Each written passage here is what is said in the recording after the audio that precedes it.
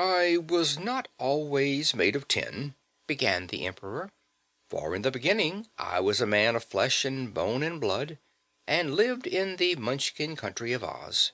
There I was by trade a woodchopper, and contributed my share to the comfort of the Oz people by chopping up the trees of the forest to make firewood, with which the women would cook their meals while the children warmed themselves about the fires. For my home I had a little hut by the edge of the forest, and my life was one of much content until I fell in love with a beautiful Munchkin girl who lived not far away." "What was the Munchkin girl's name?" asked Woot. "Nimmy Amy. This girl, so fair that the sunsets blushed when their rays fell upon her, lived with a powerful witch who wore silver shoes, and who had made the poor child her slave. Nimmy Amy was obliged to work from morning till night for the old witch of the East, scrubbing and sweeping her hut, and cooking her meals and washing her dishes. She had to cut firewood too, until I found her one day in the forest and fell in love with her. After that I always brought plenty of firewood to Nimmy Amy, and we became very friendly. Finally I asked her to marry me, and she agreed to do so. But the witch happened to overhear our conversation, and it made her very angry, for she did not wish her slave to be taken away from her. The witch commanded me never to come near Nimmy Amy again, but I told her I was my own master, and would do as I pleased, not realizing that this was a careless way to speak to a witch. The next day, as I was cutting wood in the forest, the cruel witch enchanted my axe, so that it slipped and cut off my right leg." "How dreadful!" cried Woot the Wanderer. "Yes, it was a seeming misfortune," agreed the Tin Man, "for a one-legged woodchopper is of little use in his trade. But I would not allow the witch to conquer me so easily. I knew a very skillful mechanic at the other side of the forest, who was my friend, so I hopped on one leg to him and asked him to help me. He soon made me a new leg out of tin, and fastened it cleverly to my meat body. It had joints at the knee and at the ankle, and was almost as comfortable as the leg I had lost." "Your friend must have been a wonderful workman!" exclaimed Woot. "He was indeed," admitted the Emperor. "He was a tinsmith by trade, and could make anything out of tin." When I returned to Nimmy Amy, the girl was delighted, and threw her arms around my neck and kissed me, declaring she was proud of me. The witch saw the kiss, and was more angry than before. When I went to work in the forest next day, my axe, being still enchanted, slipped and cut off my other leg. Again I hopped, on my tin leg, to my friend the tinsmith, who kindly made me another tin leg and fastened it to my body. So I returned joyfully to Nimmy Amy, who was much pleased with my glittering legs, and promised that when we were wed she would always keep them oiled and polished. But the witch was more furious than ever, and as soon as I raised my axe to chop, it twisted around and cut off one of my arms.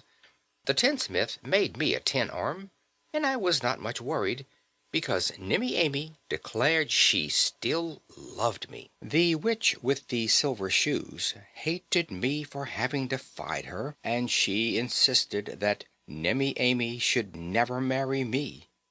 Therefore she made the enchanted axe cut off my other arm, and the tinsmith also replaced that member with tin, including these finely jointed hands that you see me using. But alas, after that, the axe, still enchanted by the cruel witch, cut my body in two, so that I fell to the ground. Then the witch, who was watching from a nearby bush, rushed up and seized the axe and chopped my body into several small pieces, after which, thinking that at last she had destroyed me, She ran away, laughing in wicked glee. But Nimmy Amy found me. She picked up my arms and legs and head, and made a bundle of them and carried them to the tinsmith, who set to work and made me a fine body of pure tin.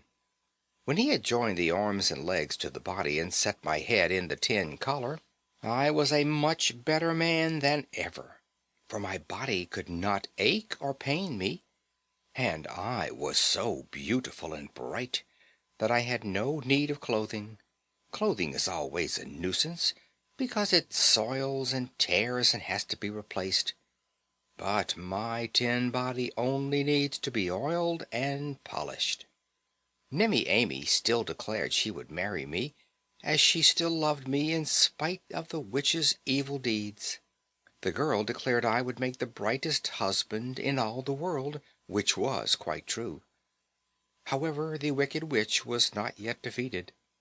When I returned to my work, the axe slipped and cut off my head, which was the only meat part of me then remaining. Moreover, the old woman grabbed up my severed head and carried it away with her and hid it. But Nimmy Amy came into the forest and found me wandering around helplessly, because I could not see where to go, and she led me to my friend the tinsmith. The faithful fellow at once set to work to make me a tin head, and he had just completed it when Nimmy Amy came running up with my old head, which she had stolen from the witch. But on reflection I considered the tin head far superior to the meat one. I am wearing it yet, so you can see its beauty and grace of outline, and the girl agreed with me that a man all made of tin was far more perfect than one formed of different materials. The tinsmith was as proud of his workmanship as I was, and for 3 whole days all admired me and praised my beauty. Being now completely formed of tin, I had no more fear of the wicked witch, for she was powerless to injure me. Nimmy Amy said we must be married at once, for then she could come to my cottage and live with me and keep me bright and sparkling. "I am sure, my dear Nick," said the brave and beautiful girl, my name was then Nick Chopper, you should be told, "that you will make the best husband any girl could have. I shall not be obliged to cook for you, for now you do not eat. I shall not have to make your bed, for tin does not tire or require sleep. When we go to a dance, you will not get weary before the music stops and say you want to go home. All day long, while you are chopping wood in the forest, I shall be able to amuse myself in my own way, a privilege few wives enjoy. There is no temper in your new head, so you will not get angry with me. Finally, I shall take pride in being the wife of the only Tin Woodman in all the world," which shows that Nimmy Amy was as wise as she was brave and beautiful. "I think she was a very nice girl," said Woot the Wanderer. "But tell me, please, why were you not killed when you were chopped to pieces?" "In the land of Oz," replied the Emperor, "no one can ever be killed.